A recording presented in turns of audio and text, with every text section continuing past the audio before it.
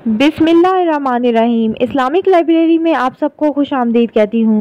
बहुत सारे लोग जो मेरे चैनल को देख रहे हैं, जिन्होंने अभी तक सब्सक्राइब नहीं किया, मेरे चैनल को सब्सक्राइब करके मेरी हौसला अफजाई करें और बेल आइकॉन को ज़रूर क्लिक कर दें ताकि मेरी आने वाली वीडियोस का नोटिफिकेशन आपको वक्त पर मिलता रहे।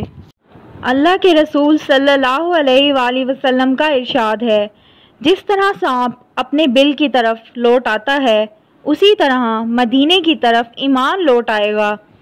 इस हदीस से मालूम होता है कि मुसलमान हर दौर में मदीना हिजरत करते रहेंगे और वहाँ कसरत से मौजूद रहेंगे। जब जब मदीने के बाहर उन्हें जुल्म और सितम का शिकार बनाया जाएगा, उनके दीन पर ख़तरात पेश आएंगे, तो लोग मदीने का रुख करेंगे। चुनाचे आज भी लोग हर तरफ से मदीना मुनव्वरा आ रहे हैं। सऊदी हुकूमत के दौर में अमन व अमान और खुशहाली की वजह से तो और भी लोग देहातों और दीगर जगहों से वहाँ हिजरत कर रहे हैं। ज़ायरीन भी हमेशा आते रहते हैं, इसलिए वहाँ लोगों का हमेशा ही हजूम रहता है और मस्जिद नबी की तोसी की ज़रूरत पेश आती रहती है।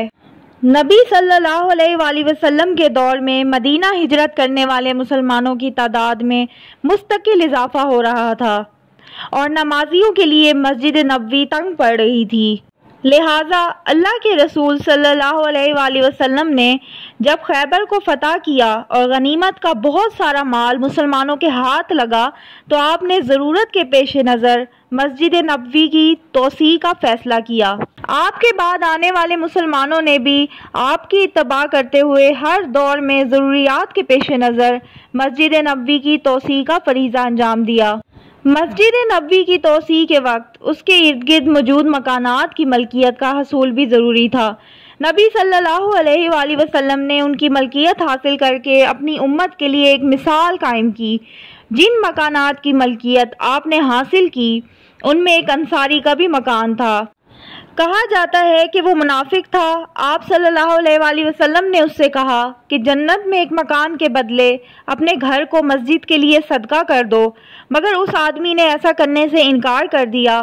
हज़रत उस्मान बिन अफ़ान रज़ी अल्लाह अन्हु के उसके पास आए और उसके मकान की कीमत लगाने लगे, यहाँ तक कि 10,000 दरहम पर उससे उसका मकान ख़रीद लिया और नबी सल्लल्लाहु अलैहि वसल्लम के पास आए और अर्ज़ किया, या रसूल अल्लाह, जिस कीमत पर आपने उस आदमी से वो जगह ख़रीद रहे थे, उसी कीमत पर मुझसे ख़रीद लीजिए कि मैंने उससे वो ज़मीन ख़रीद ली है। चुनाचे आपने उनसे जन्नत में एक मकान के अवज़ वो ज़मीन ख़रीद ली। हज़रत उस्मान रज़ी अल्लाह अन्हु की सीरत से हमें इसी तरह का सबक मिलता है। उन्होंने अल्लाह के रास्ते में खर्च करके बार बार जन्नत खरीदी।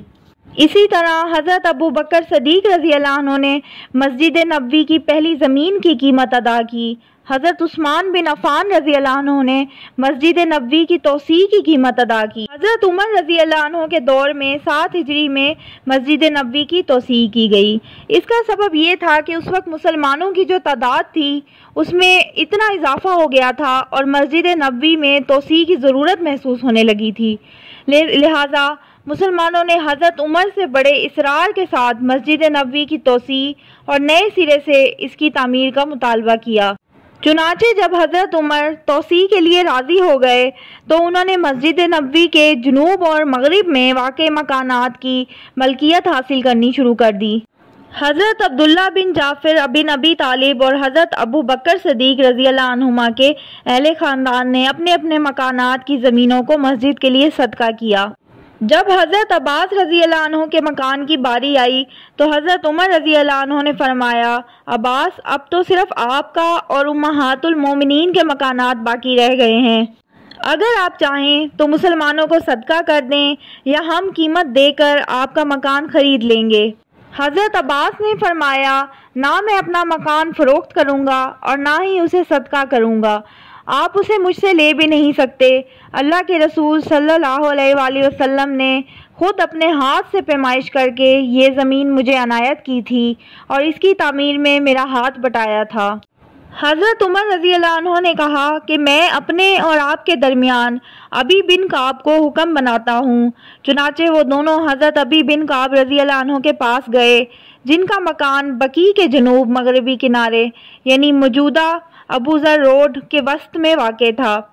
حضرت ابی بن کعب نے کہا میں نے اللہ کے رسول صلی اللہ علیہ وآلہ وسلم کو فرماتے ہوئے سنا ہے کہ اللہ تعالیٰ نے حضرت داؤد علیہ السلام کو حکم دیا کہ وہ اس کے لیے ایک گھر بنائیں۔ چنانچہ جب انہوں نے بنانا شروع کیا تو وہاں بنی اسرائیل کے ایک شخص کا مکان تھا۔ حضرت داؤد علیہ السلام نے اس سے کہا کہ وہ اپنا مکان فروخت کر دے، لیکن اس شخص نے ایسا کرنے سے انکار کر دیا۔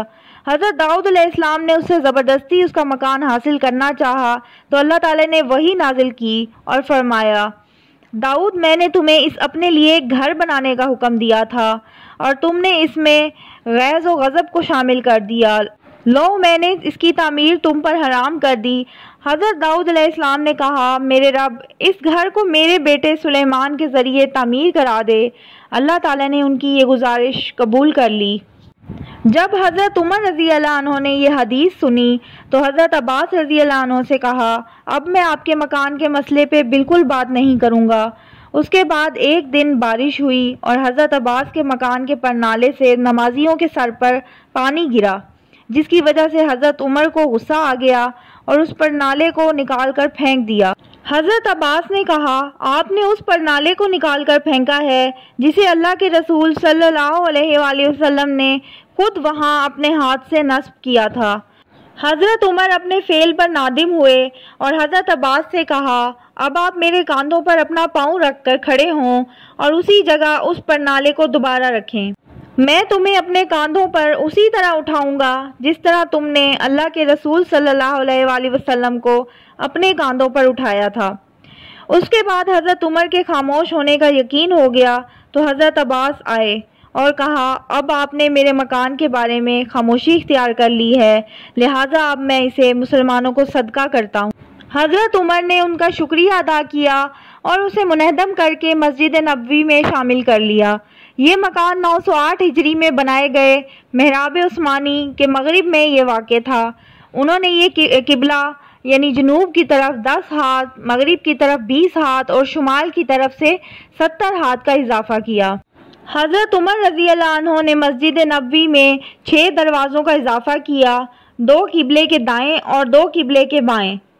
5واں دروازہ جنوب مغرب میں مروان بن حکم کے مکان کی جگہ تھا۔ واضح ہو کہ حضرت عباس رضی اللہ عنہ کے گھر کا بعض حصہ مروان کے گھر میں شامل تھا۔ اس دروازے کو باب الخشیہ کہتے تھے، اب اسے باب السلام کہا جاتا ہے۔ 6واں دروازہ باب جبریل کے شمال میں بنایا گیا تھا، جسے باب النساء کہا جاتا ہے۔ باب عاتقہ جسے اب باب الرحمہ کہتے ہیں۔ اس طرح حضرت عمر رضی اللہ عنہ کی توسیع کے بعد مسجد نبوی کے کل 8 دروازے ہو گئے۔ ان میں سے 6 دروازوں کا آپ نے اضافہ کیا اور پہلے سے موجود دروازوں کو انہوں نے اپنی جگہ برقرار رکھا۔ یہ تھی میری آج کی ویڈیو۔ امید کرتی ہوں آپ کو میری ویڈیو بہت پسند آئی ہوگی۔ اگر آپ کو ویڈیو اچھی لگتی ہے تو پلیز میرے چینل کو سبسکرائب کریں، میری ویڈیوز کو لائک کریں۔ اللہ حافظ۔